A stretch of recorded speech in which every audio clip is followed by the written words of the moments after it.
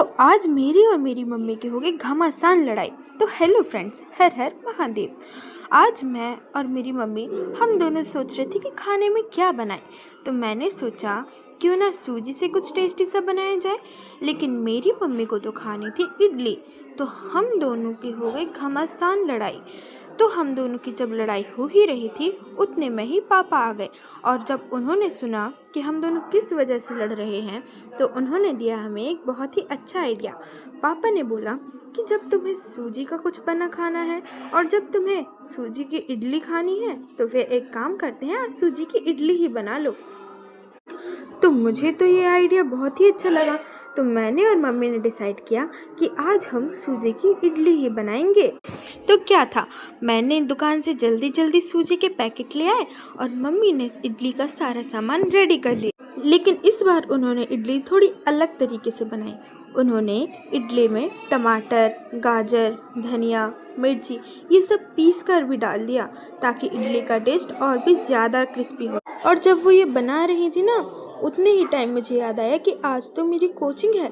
तो मैं जल्दी जल्दी स्कूल के लिए रेडी हो गई और कोचिंग चली गई, क्योंकि कोचिंग के बाद ही तो मेरा स्कूल था ना।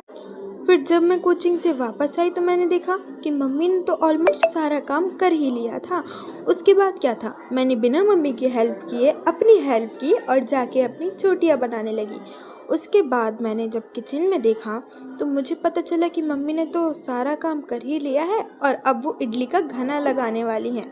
तो मुझे तो बहुत ज़ोरों की भूख लगी थी, लेकिन मैंने फिर भी बिना कुछ खाए पिए अपनी तैयारी जारी रखी।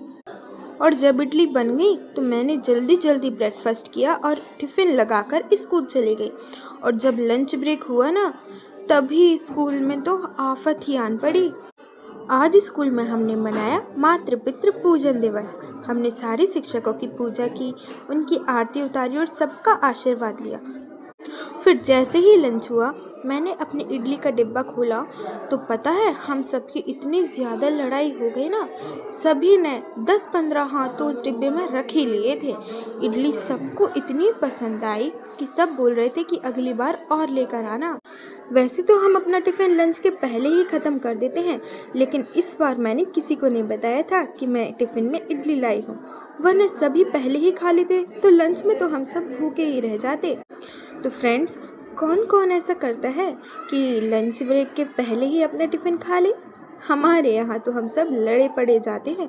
जिसका टिफ़िन अच्छा होता है ना, उसका टिफ़िन सबसे पहले ख़त्म होता है और कभी कभी तो उसे ही नहीं खाने को लिए मिलता। तो चलिए, हमारी इडली भी तैयार है।